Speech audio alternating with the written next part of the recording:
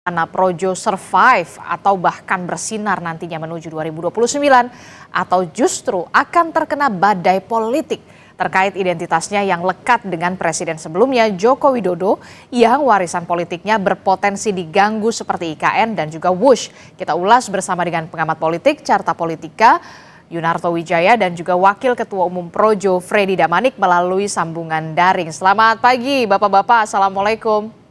Selamat pagi. Selamat pagi, Assalamualaikum. Waalaikumsalam warahmatullahi wabarakatuh. Saya ke Bung Freddy dulu. Bung Freddy, jadi romantisme bersama dengan Joko Widodo dan juga Projo ini sudah selesai dan balik badan ke Prabowo Subianto. Benarkah demikian? Tidak benar. Gimana?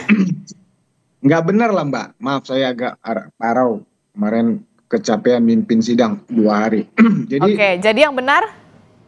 Nggak seperti itu, melihatnya nggak seperti itu. Jangan kita di framing seolah-olah kita sudah tidak dengan Pak Jokowi lagi. Nggak gitu, ngelihatnya nggak gitu. Jadi sejak awal memang eh, kita bersama Pak Jokowi, kemudian bersama Pak Prabowo, itu sejak awal seperti itu.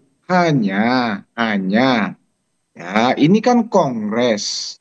Ya, kalau dari sisi mekanisme organisasi, ya kita ini harusnya terakhir itu Rakernas 2023, kemudian harusnya Kongres itu di akhir 2024, telat hampir setahun kita ini karena kemarin ada pilkada dan seterusnya. Nah, jadi yang secara organisasi seluruh kader Projo itu berkumpul baru kali ini, dan resolusi politik itu ya memang momentumnya di Kongres ini dan itulah yang terjadi.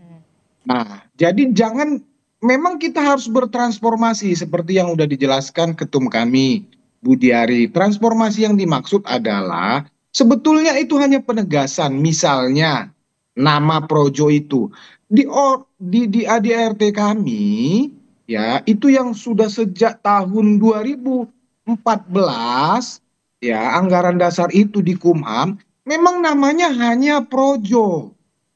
Ya, namanya hanya Projo. Pro Jokowi itu adalah bagian dari sejarah. Sejak zaman relawan itu memang namanya relawan pro Jokowi, kemudian bertransformasi menjadi ormas hanya Projo saja, yang artinya yaitu negeri dan rakyat, orang-orang yang mencintai negeri dan mencintai rakyatnya. Nah, kemudian yang sekarang ini kelihatannya transformasi lagi di Kongres ini, yaitu perubahan logo. Perubahan logo. Kami itu diputuskan oleh seluruh peserta. Nah, kami belum memutuskan apa itu logonya, nanti rencananya akan disayembarakan. Tapi tetap namanya Projo gitu. Kalau namanya nggak ada berubah. Namanya tetap Projo gitu loh. Kalau orang Projo Manado bilang ya kita Projo itu artinya Prabowo Jo, katanya begitu. Oh, beda lagi ya. Oke. Jadi nggak ada. Kita hari ini dengan Kongres kemarin, kemudian selesai romantisme dengan Pak Jokowi, kemudian menempel dengan Presiden Prabowo, nggak gitu bacanya. Sejak awal, dan memang yang selain memang kita inisiasi dengan Pak Prabowo, mendukung Prabowo Gibran, itu juga kan arahan dan koordinasi dengan Pak Jokowi gitu loh. Jadi masih sejalan ini, masih konsisten, hanya penegasan di dalam Kongres memang itu momentum organisasi seperti itu. Oke, jadi nggak ada tuh istilah romantisme selesai, begitu sudah putus, itu nggak ada ya? Hanya bertransformasi. Transformasi organisasi aja. Oke, tapi kalau misalkan udah ganti logo begitu, sudah tidak lagi menggunakan, nantinya tidak akan menggunakan wajah siluet Pak Jokowi lagi, nanti akan ke Solo nggak untuk izin untuk merubah logo atau gimana nih komunikasinya? Jadi kemarin pagi kebetulan saya tidak mendengar, tapi beberapa teman mendengar, saya lagi mimpin sidang, itu Ketum Budiari bersama teman-teman lain itu komunikasi teleponan dengan Pak Jokowi. Ya, kita menyampaikan, Pak, dalam waktu dekat kita akan apa namanya ke Solo untuk melaporkan hasil hasil kongres Kongres. ini. Ya, Kapan beliau itu? menyampaikan, iya, anytime, kapan saja silakan datang. Jadi kemarin itu Oke. konteksnya kemarin komunikasi itu kembali mempertegas sebetulnya. Beliau menyampaikan benar-benar memang tidak bisa hadir karena tanda kutip atas saran dokter. Oke. Itu sudah pernah terjadi sewaktu ulang tahun TNI PSI. Oktober Oke. kemarin. Oke. Begitu. Saya akan ke Mas Toto. Mas Toto, setelah mendengar Ya. penjelasan dari Bung Freddy yang membantah romantisme ini sudah selesai, tidak ada balik badan dan segala macam, ini hanya transformasi. Nah, kalau dari kacamata Anda, Mas Toto, apa sebenarnya yang terjadi? Benarkah memang sudah selesai eranya Joko Widodo saat ini? Iya, yang jelas saya pengen komentar dulu ya. Teman-teman Projo ini menurut saya konsisten untuk inkonsisten. Jadi kalau kita lihat jejak digital statement dari 2014, Budi Ari pernah mengatakan hati-hati dengan Prabowo yang kemudian berbahaya buat demokrasi ketika Pak Prabowo saat itu ingin menarik diri dari Pilpres. 2018 Bung Freddy Damanik yang bisa jawab siapa dari Projo yang pernah mengatakan kalau perlu Prabowo didiskualifikasi karena kasus Ratna Sarumpait hoax. Bung Freddy udah ketawa tuh. Lalu kemudian 2019 kita tahu 23 Oktober itu Projo pernah mengatakan akan membubarkan diri karena kecewa Prabowo diangkat jadi Menhan dengan beberapa alasan yang saya hormati value-nya. 3 hari kemudian dibantah lagi dengan mengatakan Prabowo patriot sejati. Dari sini saja kita sudah lihat karakter, saya nggak tahu apakah ini sekarang disebut ormas, apakah relawan, atau sekedar sekumpulan orang yang memang ingin bertahan dalam mengekor kekuasaan. Dan buat saya ini tidak mengherankan dengan sepak terjang seperti ini, bahwa ketika kemudian ormas ini kemudian merasa harus tetap ikut dalam kekuasaan, pilihan paling tepat dan paling pragmatis adalah kemudian melekatkan dirinya lebih dekat lagi dengan Prabowo. Dan pada titik itu kemudian keberadaan siluet Jokowi, keberadaan definisi Projo yang masih diartikan sebagai pro Jokowi, tentu saja itu akan dijadikan penghalang. Buat saya ini seperti mengerdilkan Mas Gibran ya. Kalau ditanya apakah kemudian sudah berganti Pak Jokowi eranya menjadi era Pak Prabowo, iya. Tapi kan kita tahu juga bahwa di situ ada Mas Gibran yang jelas-jelas mewakili Jokowi yang sangat digembor-gemborkan oleh teman-teman Projo. Lalu di mana Anda letakkan yang namanya Mas Gibran? Dan kalau kalian percaya bahwa kemudian Prabowo dengan Jokowi itu adalah keberlanjutan, kenapa harus didikotomikan? Dan kenapa kemudian sekarang seakan-akan nama Jokowi, wajah Jokowi disebut sebagai kultus individu? Saya sering mengatakan itu dan selalu dibantah oleh teman-teman Projo. Sudahlah berkaca diri, jangan kemudian merusak nama relawan. Yang jelas ada fakta empiris ketika ada 2 relawan yang ditempatkan menjadi kabinet, dua-duanya berakhir buruk. Yang satu namanya Noel dengan Jokowi mania yang juga sama tuh ceritanya, berubah menjadi Prabowo mania. Sekarang lalu ada Budi Ari yang kemudian dipecat, itu fakta empiris. Lalu kemudian juga mengikuti jejak Noel juga, malah kemudian melekatkan dirinya walaupun namanya Projo, tapi menghilangkan nama Jokowi dan lebih mendekatkan. Oke, Mas Toto, sepertinya sinyal Anda sedikit terputus, begitu kami akan memperbaiki lagi. Tapi kemudian tadi kita sudah mendengarkan bagaimana paparan Anda dan juga pemahaman Anda soal ini, begitu ya. Nah, kalau saya ke Bung Freddy, Siapapun, tapi fokus pada yang namanya value-value yang saya jarang sekali mendengar itu dari teman-teman Projo ketika menjelaskan apa yang bisa dilakukan Prabowo ke depan. Oke, maaf sekali Mas Toto, tadi ada sempat terputus suara Anda, bisa diulangi lagi penjelasan Anda di saat setelah dikotomi tadi? Mas Toto? Jelek sinyalnya. Oke, sinyalnya sedikit bermasalah. Saya ke Bung Freddy. Bung Freddy, bagaimana Anda bisa menjawab ini? Projo konsisten yang inkonsisten begitu ya. Sekelompok orang yang hanya bertahan untuk mengekor kekuasaan. Benarkah demikian? Iya, itu kan udah selesai. Udah selesai dan itu semua sudah menjawab itu. Ya, Presiden Prabowo sudah menjawab itu, dijawab dengan Presiden Jokowi sudah menjawab itu, PDIP juga sudah menjawab itu, yaitu ketika bergabungnya Presiden Prabowo dalam kabinet Pak Jokowi, ya bergabungnya Gerindra dengan dalam kabinetnya Pak Jokowi, itu semua sudah dijawab, ya politik persatuan, persatuan nasional.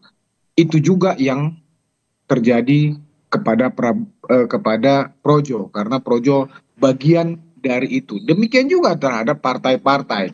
Jadi menurut saya itu semua sudah selesai, ya apapun itu. Mas Oto mengatakan mau itu inkonsisten, retorika, apapun itu, tapi ya itulah politik kita per hari ini, per kemarin bergabungnya bersatunya Prabowo dengan Pak Jokowi, yaitu kami berada di situ. Jadi memang politiknya harus seperti itu. Oke, jadi politik memang harus seperti itu, Mas Toto katanya. Bukan politik harus, tapi itulah yang kami di situ ikut politik persatuan nasional itu sama juga dengan partai-partai lainnya, begitu loh. Sama juga dengan PDIP juga, justru PDIP yang terbesar di kabinet di koalisi itu, mereka tidak menolak itu, justru mereka yang merangkul, kan begitu. Jadi ya kami berada di situ sama dengan partai-partai itu, sama dengan. Tapi kan Projo bukan partai. Ya, kami bukan partai, tapi kami berada di situ. Kami bukan partai, kami adalah ormas yang berpikir dan bertindak, berperilaku kami seperti politik. Kan seperti itu, terserah. Mau dibilang lebay apa, tapi itulah Projo hari ini seperti, dan sejak kami putuskan menjadi ormas, memang kami sudah memutuskan bahwa akan bertindak, berpikir, dan berperilaku secara politik. Ya, tidak seperti ormas yang lainnya, misalnya kepemudaan, yang lainnya beda. Kami memang menyatakan kami ormas politik dan tidak ada masalah, memang itulah kami, begitu loh. Oke, Mas Toto. Ya beginilah kalau kemudian politik diartikan sebatas bagi-bagi kekuasaan, mengekor pada kekuasaan, lalu kemudian perubahan itu ditentukan oleh ikut siapa, bukan pertanggungjawaban nilai. Seingat saya ya, dulu ini statementnya Budi Ari tentang berbahayanya Prabowo buat demokrasi 2014. Mendukung Jokowi itu bukan tentang mendukung siapa, tapi mendukung nilai, pemimpin yang berasal dari bawah. Kenapa teman-teman Projo lebih mendukung Jokowi dibanding Megawati? Karena mereka menginginkan bahwa ada pemimpin yang bottom up, ada sistem merit yang bekerja, tidak harus darah biru. Dan itu yang juga saat itu saya pendukung Jokowi juga. Nilai itu yang kita perjuangkan bersama-sama. Ketika kemudian Jokowi mendorong anaknya untuk maju, tanda kutip, harusnya kan ada nilai yang kemudian kita sepakati berbeda dengan 2014. Tapi ya sudah, kita bisa lihat bahwa ternyata ini bukan tentang nilai, tapi sekedar ikut siapa dan saya tetap dapat jatah atau tidak. Itu yang menyebabkan 2019 spekulasi saya, Projo dengan mudahnya dengan cara ngambek, lalu kemudian dapat jatah Wamendes, ketua umumnya, lalu kemudian tiba-tiba mendukung juga Prabowo sebagai patriot sejati, sebagai Menas. Ini pendapat saya, Bung Freddy pasti berbeda dan silakan masyarakat yang menilai.